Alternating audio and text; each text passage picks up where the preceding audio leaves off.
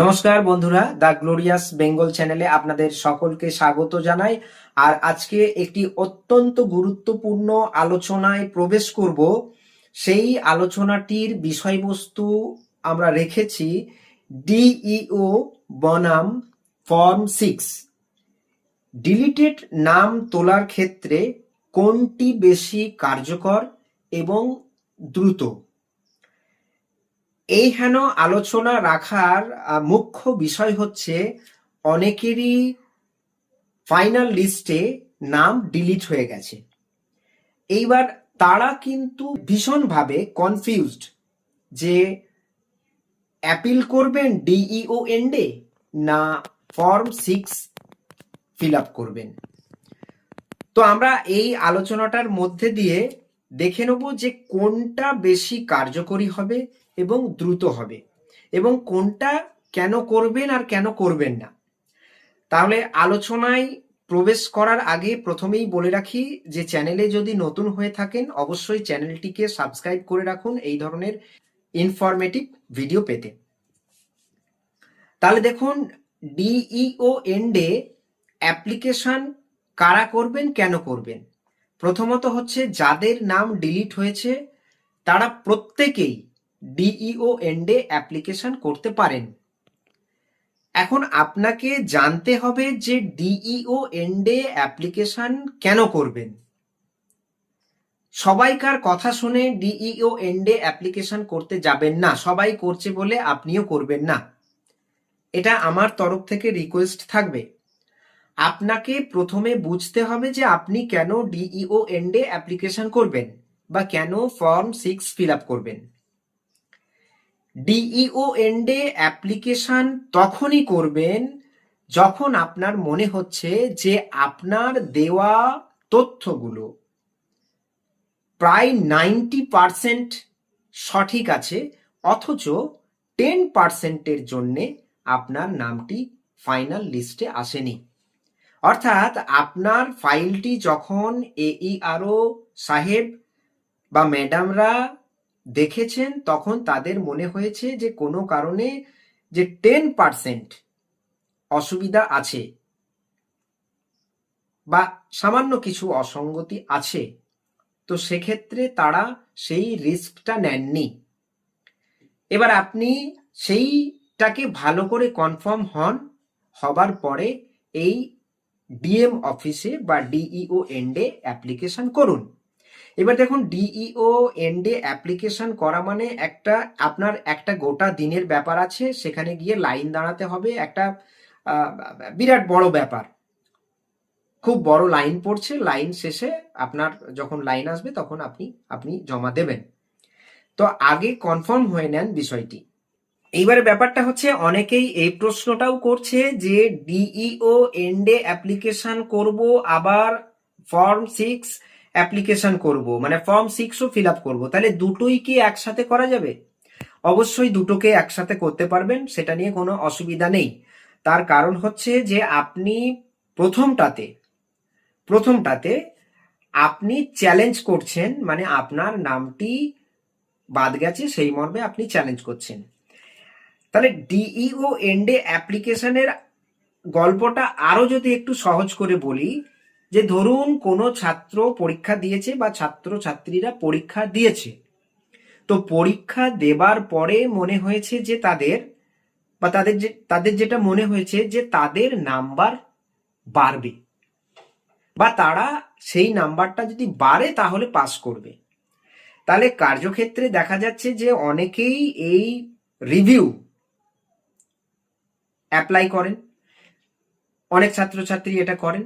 তাহলে করার পরে কি সব ছাত্রছাত্রীর নাম বা সব সব ছাত্রছাত্রী কি পাস করেন? এটাকে আপনাদেরকে ভাবতে হবে। ঠিক একই রকম ভাবে এই বিষয়টিও ওই রকম, যে আপনারা সবাই অ্যাপিল করলেই যে আপনাদের নামটি ফাইনাল লিস্টে আবার চলে আসবে এরকম ভাবার কিছু নেই। আসবে না এটাও বলছি না, কিন্তু একটা সাধারণ বিষয় আপনাদেরকে বুঝতে হবে যে যে এইআরও স্যারেরা বা ম্যাডামরা বা সাহেবরা কাজ করেছেন তারা যথেষ্ট নিখুঁতভাবেই আপনাদের কাগজপত্রগুলো দেখেছেন, এইবার কি হলো, আপনি ডিওএন্ডে অ্যাপ্লিকেশন করলেন, ডিএম অফিসের যে সমস্ত আধিকারিকরা রয়েছেন আপনাদের ফাইলটাকে তাদেরকে দিয়ে পুনরায় চেক করা হবে। এইবার মনে করুন পুনরায় চেক করা মানে একটা মেজর সংখ্যক নাম যে ইনক্লুড হবে এ ব্যাপারে আমার অন্তত সন্দেহ আছে।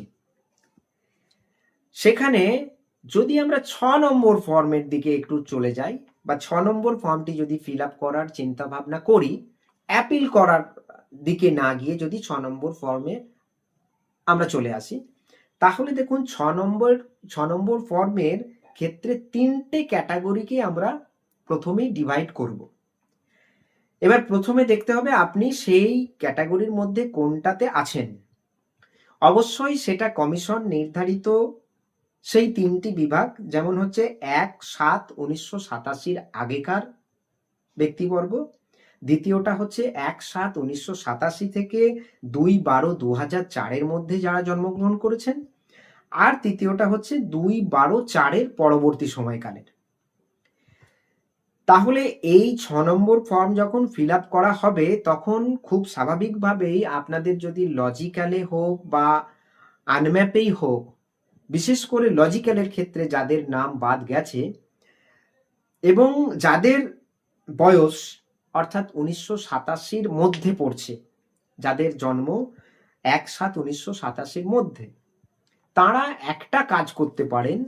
যদি আপনাদের কাছে কমিশন নির্ধারিত এই ডকুমেন্টসগুলো থাকে, যে 13 দফা ডকুমেন্টস, আমি আবারও একবার পড়ে দিচ্ছি 13 দফা ডকুমেন্টসগুলো। 1 নম্বরে রয়েছে যে কোনো পরিচয়পত্র, পেনশন পেমেন্ট অর্ডার, যেটি কেন্দ্রীয় সরকার, রাজ্য সরকার, রাষ্ট্রায়ত্ত সংস্থার যে কোনো নিয়মিত কর্মী পেনশন প্রাপককে দেওয়া হয়েছে।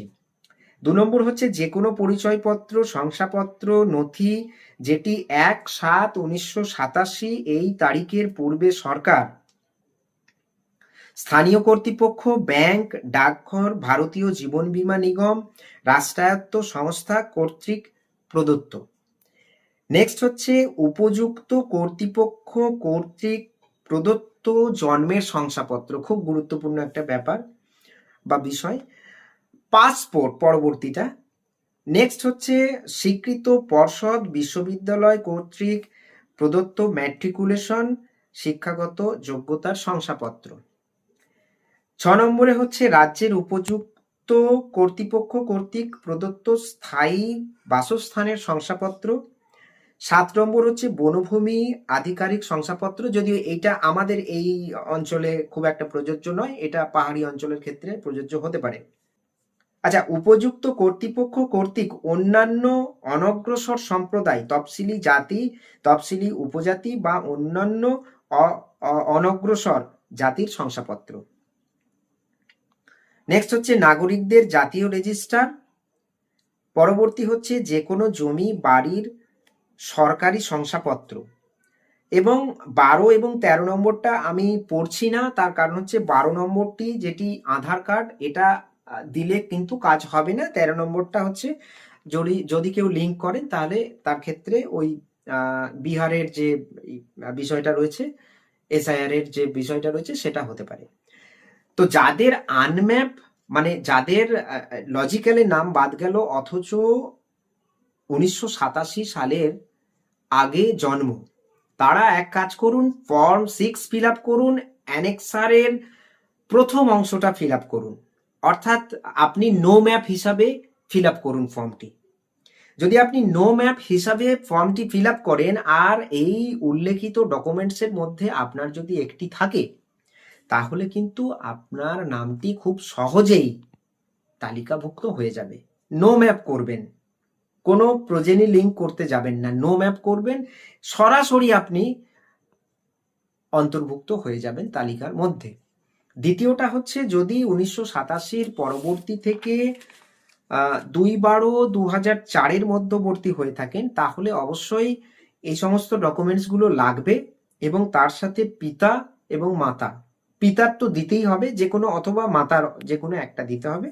আর পরবর্তী হচ্ছে 2004 ক্ষেত্রে যদি হন তাহলে অবশ্যই পিতা এবং মাতার কাগজপত্র দিতে হবে। এবং একটা কথা খুব ভালো করে বুঝতে হবে যে যেই 6 নম্বর ফর্ম ফিল আপ করেন, সে নতুন ভোটার হোক বা ডিলিটেড ভোটার হোক, সেক্ষেত্রে 6 নম্বর ফর্ম ফিল আপ করার ক্ষেত্রে আমরা সেই ভোটারকে নতুন ভোটার হিসাবেই ধরে নেব। এবং এখন থেকে অ্যানেক্সার 4 এটা কিন্তু মাস্ট, অ্যানেক্সার 4 আপনাকে ফিল আপ করতেই হবে।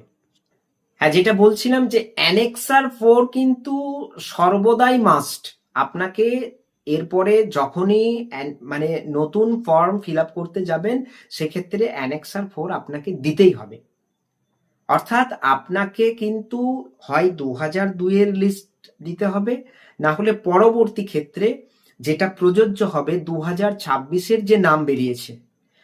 যদি কারোর ক্ষেত্রে এটা যদি হয়ে থাকে যে 2002-এ নাম নেই, তাহলে আপনারা একটু অপেক্ষা করে যান। বিধানসভা ভোটের পরবর্তী সময়কালে 2026-এর যে নির্যাসটা বার হয়েছে, সেই 2026-এর লিস্টটাকে আপনারা প্রোজেনি লিঙ্কিং হিসাবে করতে পারেন সেই লিস্ট থেকে নাম নিয়ে। এই বিষয়টা এখনো অ্যাপে আপডেট হয়নি, বিএলও অ্যাপে বলুন বা সার্ভারে এখনো আপডেট হয়নি। এটা আপডেট হয়ে গেলে পরেই আমরা কিন্তু 2026-এর এসআইআর এর যে নির্যাস বা এসআইআর এর যে লিস্ট, সেইটা ধরে আমরা কিন্তু নামটাকে আপনার খুব সহজেই অন্তর্ভুক্ত করাতে পারবো। তো যাদের নাম বাদ গেছে, প্রথমত হচ্ছে যে চিন্তা করার কোনো দরকার নেই। নাম বাদ গেছে, খুব বেশি হলে আপনারা এইবারের যে ইলেকশনটা রয়েছে সেটাতে ভোটটা দিতে পারবেন না। কিন্তু যদি ফর্ম 6 অ্যাপ্লাই করে দেন, তাহলে সেখানে নামটা চলে আসার একটা সম্ভাবনা আছে এবং ভোট দেওয়ারও একটা সম্ভাবনা আছে। সবই কিন্তু সম্ভাবনা, ধরে নেবেন না ফিল আপ করেছেন মানেই এবারে আপনি ভোট দিতে পারবেন, এটা কিন্তু নয়। যেহেতু একটা দীর্ঘ প্রসেস, তার কারণ হচ্ছে এখনো অ্যাডজুডিকেশনে বহু সংখ্যক ফাইল পড়ে আছে যেগুলো কিন্তু এখনো নিষ্পত্তি হয়নি। এটা যেমন তেমন নতুনগুলোর ক্ষেত্রেও হিয়ারিং হবে, আবারও দেখা হবে নতুন করে, একটা লম্বা প্রসেস। তো এই বিষয়টাকে আপনাদেরকে মাথায় রাখতে হবে এবং সেই মাথায় রেখেই আপনারা ফিল আপ করবেন। মানে কে কোনটা ফিল আপ করলে সুবিধা হবে, আমি আমার মত অনুসারে আমি বলবো যে অবশ্যই আপনারা আপনাদের বিএলওর সাথে অ্যাপ্লিকেশন করার আগে বিএলওর সাথে আলোচনা করুন। মানে কে কোন বিষয়টাতে অ্যাপ্লাই করবেন, সেটা করার আগে আপনারা অবশ্যই আপনাদের বিএলও স্যার বা ম্যাডামের সাথে একটু আলোচনা করে নিন।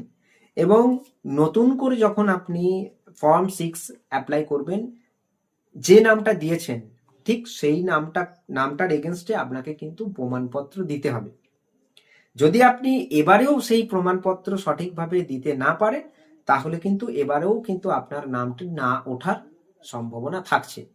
তো আগে দেখে নেবেন কাগজপত্র, বিএলও স্যার ম্যাডামকে নিয়ে বসে আলোচনা করে, যে আমি অনেকেই আমি যেটা ব্যক্তিগতভাবে সিদ্ধান্ত নিয়েছি যে অনেকেই দাদুকে দিয়ে করিয়েছিল নাম, মানে লিঙ্ক করিয়েছিল। তো সেই লিঙ্কটা দেখা যাচ্ছে যে কোনো ক্ষেত্রে দাদুর কাগজ পাওয়া যায়নি। পরে দেখা যাচ্ছে যে ঠাকুমারও নাম 2002 এর লিস্টে ছিল, তাহলে সেই ঠাকুমার নামের যে কাগজপত্র বা ঠাকুমার যে কাগজপত্র সেগুলো হাতে পাওয়া গেছে এবং সেগুলোকে দিয়ে কিন্তু আমরা করব।